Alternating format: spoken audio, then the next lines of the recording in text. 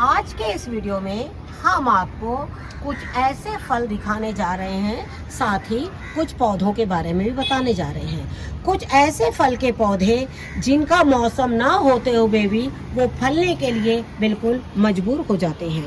जैसे आप देख रहे हैं इस वक्त ये आप ब्लैकबेरी, ये भी सहतूत के साथ ही हमारे पौधे में फिर से एक बार इसके फल बन गए हैं। तो चलिए हम वीडियो के माध्यम से आपको बताना चाहेंगे कि आपको पौधे की किस तरह से देखभाल करना है, जिससे कि आपके पौधों में हमेशा फल जो है वो इसी तरीके से बने रहे और आप सोचने पे मजबूर हो जाएं कि क्या इस मौसम में फल आ सकते हैं, क्या इस मौसम में फल बड़े हो सकते हैं। तो चलिए हम वीडियो शुरू करते हैं। आपका अगला सवाल है अंगूर को लेकर। आपका एक सवाल आया है कि लौकी को बड़ा कैसे करें। जैसे इसी से जुड़ा हुआ एक सवाल है, काफी पहले एक सवाल भी आया था कि हमारे अंजीर के पौधे में जो फल है वो गिर जा रहे हैं। तो देखिए, जब भी पौधे से फल गिरने लग जाते हैं तो आपको हम एक चीज ये बताना चाहेंगे। नमस्कार दोस्तों, स्वागत है आपका हमारे इस YouTube चैनल में। दोस्तों, जैसे कि आज हम फिर से आपके कुछ सवालों के जवाब लेकर आए हैं। सबसे पहले तो ये बताना चाहेंगे कि हालांकि हमने कुछ सवालों के जो जवाब थे वो वीडियो कमेंट्स के थ्रू दे दिए हैं, लेकिन कुछ सवालों के जवाब हम आपको पौधों को दिखाते हुए और साथ ही बिल्कुल विस्तार से हम आपको बताना चाहेंगे। लेकिन साथ ही आपको एक चीज़ बताना चाहूँगी कि इन दिनों हमारा माइक जो है वो ख़राब हो गया है, और जैसे कि और यही वजह है कि आपके सवालों के जवाब देने में थोड़ी सी मुझे देरी हो गई है, क्योंकि कई बार आवाज़ भी इसमें क्लियर नहीं है। जैसे कि हम सभी जानते हैं, ये जो समय है काफ़ी ट्रैफिक होता है, और कितनी भी हम हाइट पर काम कर ले, लेकिन जो नीचे से गाड़ियों की आवाज़ है वो भी इसमें आती है, और बहुत सारे शोर जो है आते हैं। इन सब चीज़ों को देखते हुए फिर भी हम आपके साथ लगातार जुड़े हुए हैं और लगातार हम आपके सवालों के जवाब दे रहे हैं। लेकिन सबसे पहले मैं आपको पहला सवाल आपका लेना चाहूँगी, वो है बीजों को लेकर। हालांकि बीजों को लेकर हमने आपके सवालों के जवाब दे दिए हैं, लेकिन फिर भी हम आपको एक तरह विस्तार से बताना चाहते हैं कि कौन से बीज लगाना बहुत ज़्यादा ज़रूरी है। आपको एक चीज़ बताना चाहेंगे कि जैसे आपको जो मैं आज बीज लगाने के बारे में बता रही हूँ, बिल्कुल विस्तार से उसको अच्छी तरीके से सुनिए, जिससे कि क्या होगा कि आप जो जहाँ ज़्यादा ठंड पड़ती है और जहाँ कम ठंड पड़ती है, वो दोनों लोगों के दोनों मौसम को ध्यान में रखते हुए ये बीज जो लगाएंगे आप, तो बहुत ही आपको फ़ायदा रहेगा। सबसे पहले तो मैं भिंडी की बात करना चाहूँगी। भिंडी इन दिनों अगर आप लगाते हैं, जैसे आपको जुलाई बिल्कुल लास्ट है, अगस्त फर्स्ट वीक, यानी अगस्त का एक वीक भी नहीं जाना चाहिए आपको भिंडी को लेकर। भिंडी आप बिल्कुल फर्स्ट वीक में बिल्कुल लगा लीजिए। साथ ही आपको एक चीज़ बताना चाहूँगी, जिनके यहाँ ठंड नवंबर के मंथ में आ जाती है, उनके यहाँ तो जो भिंडी है वो नवंबर तक ही फलेगी। लेकिन जिनके यहाँ ठंड जो है वो 15 दिसंबर के बाद होती है, उनको भिंडी पूरी दिसंबर तक मिल जाएगी, क्योंकि जो भिंडी एक बार फूल बन गया और उसमें फल आ गए हैं तो वो पूरा दिसंबर भी खींच लेती है। लेकिन जब बहुत ठंड आ जाती है तो उसमें अपने आप फूल बनना जो है वो बंद हो जाते हैं। तो भिंडी के शौकीन जो लोग हैं वो बिल्कुल भिंडी जो है वो बिल्कुल लगा लें। अगली सब्जी है लौकी। आपको एक चीज़ बताना चाहेंगे, इन दिनों जो लौकी हम लगाते हैं ना, तो लौकी जो है आपकी बहुत अच्छी तैयार होती है बेल, और वो जो है ठंड में आपको बहुत अच्छी लौकी जो है वो देगी। नहीं तो कई बार ऐसा हो जाता है कि ठंड के दिनों में लौकी जो हम बीज लगाते हैं ना, वो बहुत अच्छे से ग्रो नहीं करते हैं और लौकी नहीं होती है। लेकिन अभी आप लौकी लगाएंगे तो आप सोचिए, अगस्त और सितंबर में उसकी बेल बनेगी, और अक्टूबर के महीने से वो जो फल देना शुरू करेगी, तो वो कंटिन्यू फल देते रहेगी जब तक अगली गर्मी में जब आप लौकी के पौधे लगाएंगे, तब तक वो फल आपको देती रहेंगी। लौकी के पौधे कितने लगाने हैं आपको? कम से कम 3 पौधे आपको लगाना बहुत ज़्यादा ज़रूरी है। ये हमने अपने कई वीडियो में बताया है। लौकी का सिंगल पौधा कभी नहीं होना चाहिए, जब भी हो कम से कम 2 से 3 पौधे जरूर होने चाहिए। अगली चीज़ है पोल बीन्स। पोल बीन्स जैसे हमने आपको जो भी बीज हमने जून में बताए हैं आपको, वो जून से लेके अगस्त फर्स्ट वीक तक पूरे लग जाएंगे। जैसे पोल बीन्स आप लगा सकते हैं। सीमफली सावन में लगाना अपने आप में बहुत अच्छा होता है। जैसे कि हमारे बड़े हमने आपसे कहा बीजों को लगाने के माध्यम से ही कि सावन में लगाई हुई सीम के क्या फायदे हैं। जैसे कि सावन में हम जो सीम लगाएंगे वो सावन, भादरों, भादो का महीना और आश्विन, 3 महीने में बहुत अच्छी बढ़ेगी और कार्तिक के महीने से वो फल देना शुरू करेगी। यानी अक्टूबर लास्ट और नवंबर से जो फल देना वो शुरू करेगी, तो आपकी वो मार्च तक फल जो है वो देती रहेगी। और कई सीम को बहुत पहले लगाने देने से उनकी बेलें बहुत बढ़ जाती है, और जब बेल बहुत बढ़ जाती है सीम की, तो उसमें कीट आने की संभावना बहुत ज़्यादा होती है जुलाई अगस्त के महीने में। और इन दिनों अगर हम बेलों को लगाएंगे तो अभी कीट उस पर इतना हमला नहीं कर पाएंगे, कारण कि पौधा जो है वो बहुत छोटा है और हम उसको प्रोटेक्शन भी दे सकते हैं और उसको हम अच्छी तरह से प्रोटेक्ट कर सकते हैं। साथ ही आपको बताना चाहूँगी करेले के बीज। करेले जो जिनके पुराने हो गए हैं वो करेले को बिल्कुल निकाल दें, या अगर फल रहे हैं तो छोड़ दीजिए, लेकिन साथ में एक बड़े पॉलीथीन हो या एक छोटा सा कंटेनर जो थोड़ा बड़े साइज में हो, उसमें आप बिल्कुल बीज को, करेले के बीजों को भी लगा दें। करेला, भिंडी, लौकी, पोल बीन, स्नेक गार्ड, ये सारी सब्जियां गर्मी की ही होती है, लेकिन ये जाकर ठंड तक जो है आपकी फलती है। इसमें एक अलग है सीम, जो ठंड की ही सब्जी कहलाई जाती है, और वो लगाने के बाद 3 महीने से पहले फल जो है बहुत कम देती है, क्योंकि जो बीज मैं तैयार करती हूँ घर से, तो उनके जो बीज हैं वो इसी तरीके से फल देते हैं, वो पूरी ठंड में ही फल देते हैं। हालांकि कुछ सीम के बीज ऐसे भी हैं जो आपके जुलाई में भी फलों को देते हैं। टमाटर, बैगन और मिर्च, ये तीनों बीजों को बिल्कुल लगा लीजिए। टमाटर जहाँ बहुत तेज बारिश हो रही है, टमाटर और मिर्च के जब बीज लगाएं तो कोशिश करें बारिश के दिन में उनमें बालू की मात्रा थोड़ी ज़्यादा डालें, या ड्रेनेज ऐसा रखें कि उसका पानी उसमें बिल्कुल भी ठहरने नहीं पाए। ये तीनों के बीज भी लगा सकते हैं आप, और इन दिनों आपको मार्केट में, लोकल मार्केट, नर्सरी, जहाँ भी ये बैगन, मिर्च और टमाटर तीनों की आपको पौधे भी मिल जाएंगे बहुत छोटे छोटे। तो उन पौधों को लाके आप छोटे छोटे पॉट में ही लगा लीजिए अभी, और कोशिश करिए, खासतौर पर किन के लिए बोल रहे हैं, जहाँ तेज बारिश हो रही है, क्योंकि छोटे पॉट में क्या होता है, पानी इतना ठहरता नहीं है और पौधे जो है बड़े हो जाते हैं। जब हम बड़े कंटेनर में टमाटर को लगा देंगे ना इस महीने में, तो क्या होगा, टमाटर बहुत ज़्यादा पानी अगर आपका खींच लेगा, अगर आपने मिट्टी अगर इस तरीके के बनी हुई है जो इसका ड्रेनेज बहुत ज़्यादा अच्छा नहीं है, तो क्या होगा, टमाटर जो है वो गलने चालू हो जाएंगे।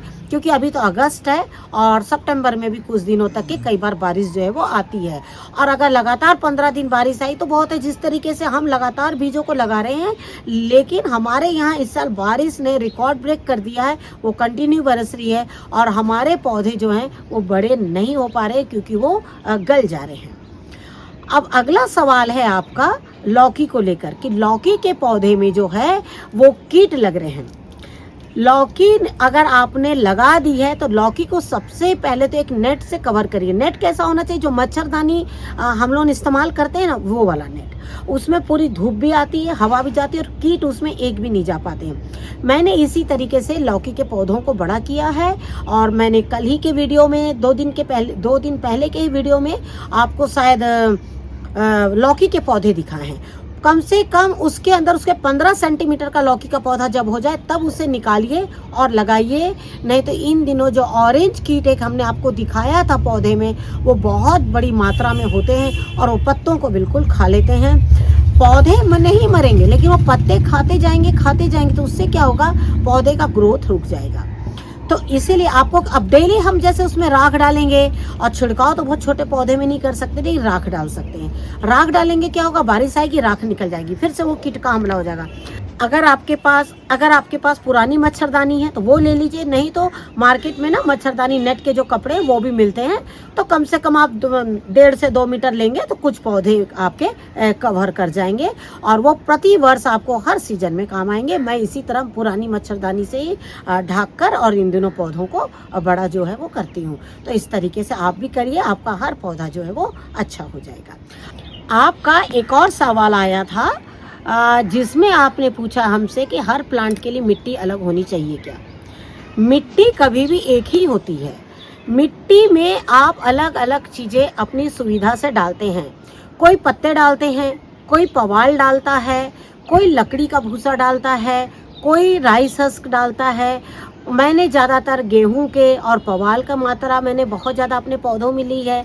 लेकिन जब पवाल जो है अगर साबुत डाला जाए तो उसको गलने में टाइम लगता है, लेकिन छोटे टुकड़े रहते हैं तो वो मिट्टी में जल्दी जो है वो गल जाते हैं और वो जल्दी तैयार हो जाते हैं। तो आपको क्या करना, अपनी सुविधा से, कई बार आप कॉयर जो मिलते हैं मार्केट में उसको भी आप पानी में भिगाकर और फिर उसको मिट्टी में मिला सकते हैं। मतलब मिट्टी एक होगी लेकिन उसमें कई चीज होगी। जब पौधा लगाते हैं ना तब हाँ, कुछ पौधों को लगाने के तरीके अलग होते हैं, जैसे पपीता हो गया, आम हो गया। जब इन पौधों को लगाते हैं ना तो उनकी जड़ के इर्द गिर्द कैसे काम करना है वो थोड़ा सा डिफरेंट होता है, लेकिन मिट्टी यही होती है। हम खाली आपको मिट्टी बताते हैं, आपको अपनी सुविधा से जो भी हो जाए वो मिट्टी आप लेकर और अपने पौधे लगा सकते हैं। अगर ज़रूरत है खाली तो जब हम एक पौधा जब हम मिट्टी में या कंटेनर में डालने लगते हैं तब उसकी जड़ों के इर्द गिर्द किस तरीके से पौधे को तैयार करना है। जैसे कि एक मिट्टी का बड़ा पौधा जो बहुत 100 साल जीने वाला पौधा जिसे हमने अपने कंटेनर में ले आए हैं, जिसे हमने अपने टेरेस में एक कंटेनर में ले आए हैं, उसको किस तरह से जिंदा रखना, उसको किस तरीके से बड़ा करना और उसमें फल लाना, ये सारी चीज़ों को ध्यान में रखते हुए पौधे लगाते समय थोड़ी सावधानी बरतनी पड़ती है और थोड़ा उनका ध्यान जो है वो रखना पड़ता है। आपका अगला सवाल है अंजीर के पौधे को लेकर कि आपके अंजीर के पौधे के पूरे पत्ते निकल गए हैं। तो आपको एक चीज बताना चाहूंगी, अंजीर के पौधे में ठंड जब आती है तो इसका पूरे पत्ते निकल जाते हैं, एक भी पत्ता जो है वो डाल में नहीं रहता है। और यही वजह है कि अंजीर के पौधे के पत्ते झड़ते हैं ठंड में, और वही उसकी ताकत है कि वो ठंड में बिल्कुल खड़ा रहता है। लेकिन आपकी तरफ का मुझे मौसम तो पता नहीं है कि आपके यहाँ का मौसम कैसा है, लेकिन अगर आपके पत्ते अभी झड़ गए हैं तो आपको थोड़ा सा उस पौधे का ध्यान रखना होगा। आजू बाजू उस कंटेनर के एक छिड़काव कर दीजिए जिससे कि आपको पता लगे कि आपका पौधा स्वस्थ है और कोई कीट उसमें ना लगने पाए। आपको एक चीज का ध्यान देना पड़ेगा, ये जो अंजीर की आप जो स्टेम देख रहे हैं आप इसमें ध्यान दीजिएगा कि कहीं कोई कीट तो नहीं है। अगर कोई कीट नहीं है तो आप यही सोचिए कि शायद आपके अंजीर के पौधे से बहुत समय से पहले जो है वो पत्ते निकल गए हैं। सबसे बड़ी बात तो ये है कि आपका पौधा कितना पुराना है, कितना बड़ा है, ये सब चीज़ें आपने हमें तो नहीं बताई है। क्योंकि अगर पुराना पौधा है और अगर उसमें से पत्ते झड़े हैं तो हम आपको यही कहना चाहेंगे कि पत्ते अंजीर के पौधे से सारे निकल जाते हैं और अंजीर का पौधा मानो एक डाल की तरह जो है वो बिल्कुल खड़ा रहता है। उसके बाद नए पत्ते आते हैं और साथ में इसमें फल भी आते हैं। जब आपका ये सवाल होता है कि हमारे पौधे में से फल गिर गए हैं या फल झड़ रहे हैं, तो आपको एक चीज़ का ये पता होना चाहिए, आपने उसमें खाद डाली है तो कितनी डाली है। आपको खुद पता होगा, अगर आपने ज़्यादा डाली है तो खाद की मात्रा ज़्यादा हो गई है, और अगर आपने खाद नहीं डाली है तो उसमें खाद की कमी से जब इस मिट्टी की उर्वरकता जब है ख़त्म हो जाती है तो उससे क्या होता है कि आपके जो पौधे हैं ना वो फल बनाने में असमर्थ रहते हैं। लेकिन आप देख रहे हैं कि ये पौधे में यहाँ से ही पूरे पत्ते थे और इस पौधे के भी सारे पत्ते जो हैं वो निकल चुके हैं। तो आप घबराइए मत, बस आप उसका ध्यान रखिए। आप कोशिश करिए कि पानी उतना ही डालिए जितना पौधे को ज़रूरत है। साथ ही आप उसकी मिट्टी की गुड़ाई करके और अंदर तक ये भी देख लीजिए कहीं कोई चींटियों का घर तो उसमें नहीं है। ये सारी चीज़ें, और आजू बाजू से गुड़ाई करने में कोई नुकसान नहीं। ये बारिश का मौसम है, बहुत अच्छा मौसम है।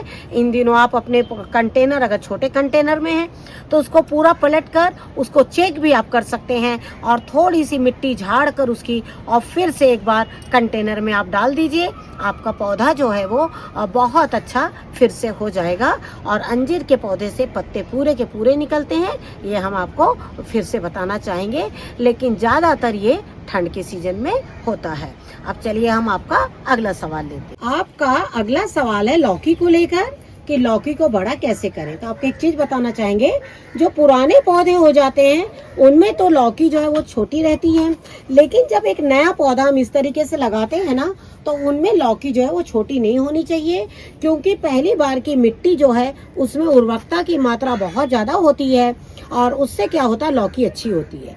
लेकिन अगर फिर भी अगर आपकी लौकी नहीं बढ़ रही है, तो अगर आपका पौधा कम से कम 1.5 महीने से 2 महीने का हो गया है, तो आप उसमें क्या करिए, गोबर और सरसों की खली डालिए। लौकी जो है आपकी तीसरे दिन ही रिजल्ट आपको दे देगी।